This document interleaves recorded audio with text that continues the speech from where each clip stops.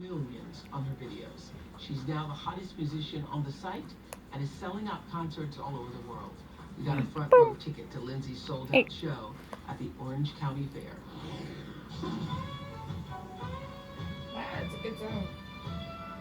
Hey, what's up, guys? We're here at the Pacific Amphitheater at the OC Fair.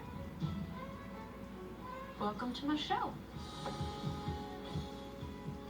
I actually grew up right here in Orange County. I was born in Santa Ana, and it is here that I fell in love with playing the violin. It's gonna be a good show. Oh yeah. My parents, they loved classical music, and they would always take us to orchestra concerts in the park or the community center events. And I was no dummy. I saw that the violins always got the solos, they always got the melody, they always got the fast, fun parts. And so when I was 5 years old, I started begging for violin lessons. It was definitely not easy for my parents to get me violin lessons.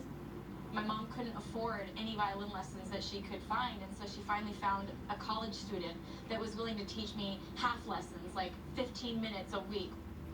So I came up with this idea of kind of adding movement to my playing. I kind of was sitting on this art thinking, where could I go with this? And then I decided to take it to America's Got Talent. And I remember my thinking was, if I can get on TV, if I can just get onto TV, like talent scouts will see me, some record labels, like someone's gonna see me, and that'll be my big break. That night did not go as I had hoped it would. Yeah, because But I remember feeling like my dreams were about to come true as I stepped on that stage that night. I ended up getting X'd on the show.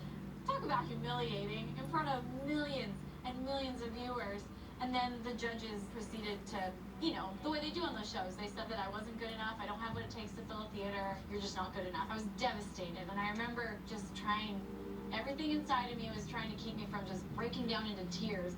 It was probably about 8 months after I was on the show when I met a cinematographer named Devin Graham.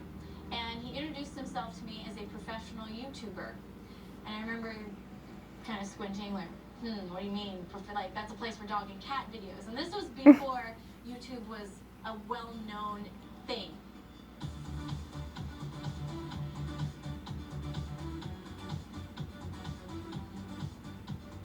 Because he put it on his channel and I put it on my channel, I immediately had this crossover of a bunch of his fans jumping to my channel to see what this girl was doing. It was like, whoa, I got 20,000 views and my mind was blown. Dubstep was this new style of music, which was really heavy and like intense, and I was like, this is really cool.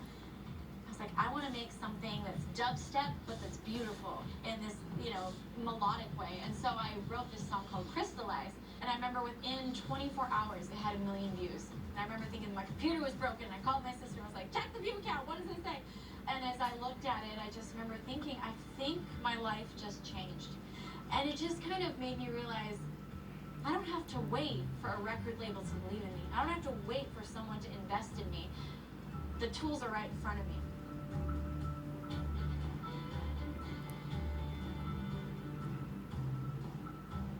When people say the numbers back to me, like I get so stuck in it and you just see this little number that's rising and rising, and sometimes 30. Whatever, you get tunnel vision. But when I actually hear someone say back to me, you have over 1 billion views. That's a lot. That's a lot of people that decided they want to see what I was doing. And she's got over 1 billion it puts views. it a lot into perspective, I think, going on tour, and when you start to see faces, those numbers mean a lot more than just like a number that continuously, like magically is going up. You realize that each one of those is a human.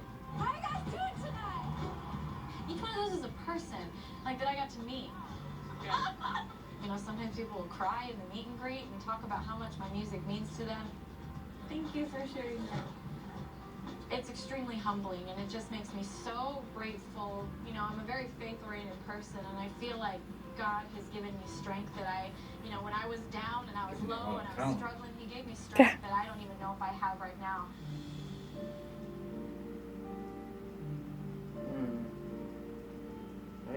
I have to say, it's been the hardest year of my life. He was my best friend. He was my first ever band member I ever had, toured with me around the world for 4 years, and talk about feeling like my heart was ripped out and wanting to numb more than ever. Just not wanting to feel anything because it hurts so bad, just the loss of my best friend. To be honest, it's been really hard coming on tour again without him. But But I just started this journey and I was going to stay true to it. And so I felt the emotions. And once I dealt with them, I wrote about them. And that's where this whole brave enough concept came from. I believe so strongly that the key to success is the ability to rise from failure. Anyone who's ever succeeded has fallen flat on their face, not once, not twice, but so many times. But that's what makes a winner. For people who can't get to it, Someone who never failed, I'm gonna someone who record knows it how to for them. rise time and time again and get stronger each time. It took me a while. It took me many failures to learn that lesson, but you know, gosh, I'm glad I didn't give up. If I had won America's Got Talent, I would be somewhere very different. If I had been picked up by a label, I wouldn't have the freedom to do the things I've done. You ready for show? I'm ready for show. All right, Lindsey's ready for show. Let's go for show. I have a very personal relationship with my fans. I've been able to build my own team that I love, and we respect each other. Like, I couldn't see it working any other way, any better, and it just makes me realize I am so glad for the doors that slammed shut, the doors that crushed my dreams. I'm so glad that they closed on me because I didn't have the smarts or the courage to turn down those opportunities. Oh man, what would I say to the America's Got Talent judges? I'd say, hey, you should really come to a show. I wouldn't want them idiots in my Actually, we should show. get them some tickets. Can we do that? We're sold out. Oh, they're sold out. Dang it. Okay, next time. That was kind of like a ha ha.